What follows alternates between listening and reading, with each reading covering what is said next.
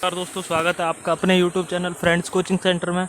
आपको इंतज़ार होगा हिंदी की इस वीडियो का, तो आपके लिए लेकर आया हूँ 10 बेहद महत्वपूर्ण प्रश्न जो कि प्रतियोगी परीक्षा में पूछे जाने वाले होंगे। ऐसे बीएड की परीक्षा है 9 अगस्त को, उसके एग्ज़ाम की दृष्टिकोण से ये वीडियो आपको बहुत उपयोगी होने वाली है। ठीक है दोस्तों, अगर आप चैनल पर पहली बार विजिट करे हैं तो लाइक सब्सक्राइब जरूर कर लेना, जिससे आपको हमारी प्रत्येक वीडियो आसानी से मिलती रहे।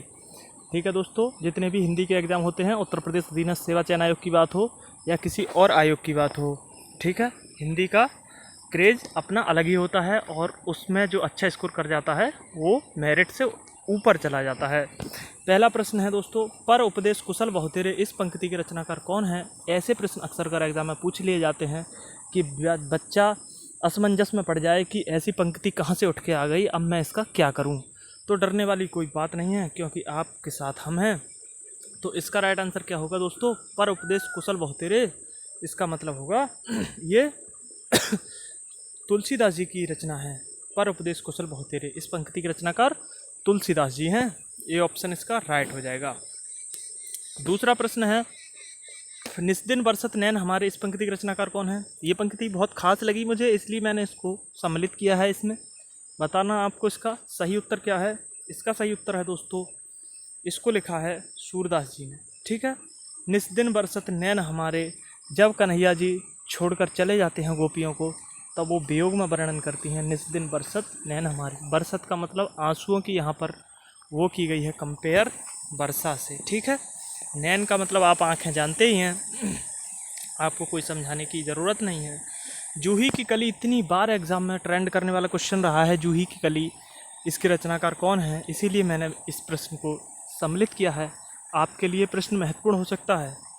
जूही की कली के रचनाकार हैं सूर्यकांत त्रिपाठी निराला जी। बिल्कुल सही बात है, सूर्यकांत त्रिपाठी निराला हैं जूही की कली। बी ऑप्शन इसका सही उत्तर हो जाएगा। तीसरा प्रश्न है, अपभ्रंश को पुरानी हिंदी किसने कहा? अपभ्रंश को पुरानी हिंदी किसने कहा? तो इसका सही उत्तर क्या हो जाएगा?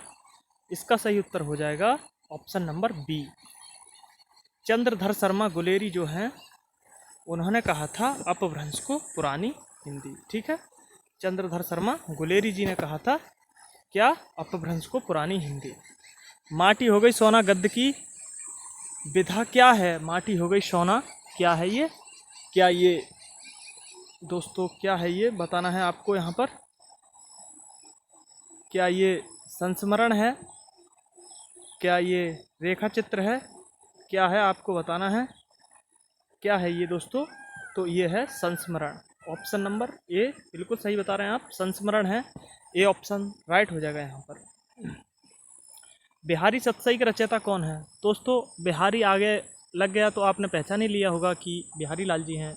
वाकई सही बात है, लेकिन कभी कभी ये पूछ लिया जाता है कि सतसई में कौन सा समास है। सतसई आपको देखते ही पहचान में आ गया होगा कि संख्यावाचक होता है, शत आगे लिखा होता है तो दिगु हो जाता है समास में। मैंने आपको समझाया अच्छे से। ऐसे त्रिभुज हो तो 3 आ गया, चतुर्भुज हो तो 4 आ गया, लेकिन सतसई मतलब 700 दोहों का समाहार जो होता है उसको सतसई बोला जाता है दोस्तों। तो इसका आपने पहचान कर ली होगी, वो पहचान बिल्कुल करेक्ट है। ठीक है, आपकी जानकारी के लिए मैंने बता दिया। उपन्यास सम्राट किसे कहा जाता है? ये प्रश्न काफ़ी बार पूछा जाने वाला प्रश्न है। उपन्यास सम्राट किसे कहा जाता है? ठीक है दोस्तों, बताना है आपको इसका राइट आंसर। उपन्यास सम्राट किसे कहा जाता है? क्या मुंशी प्रेमचंद को? क्या जयशंकर निराला पंत?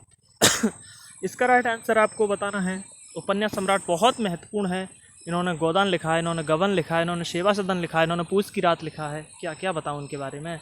तो ये हैं हमारे मुंशी प्रेमचंद जी। इनके ये किसी पहचान के मोहताज नहीं हैं, मुंशी प्रेमचंद जी। इसका सही उत्तर हो जाएगा ऑप्शन नंबर ए, इसका सही उत्तर हो जाएगा मुंशी प्रेमचंद जी। ठीक है दोस्तों, मैंने इनकी रचनाओं के बारे में आपको अवगत करा दिया। 8वां प्रश्न है, सूरदास के गुरु कौन थे? काफ़ी इम्पोर्टेंट है ये। सूरदास के गुरु कौन थे? सूरदास दोस्तों आँखों से अंधे थे, ये बात बिल्कुल सही है सूरदास।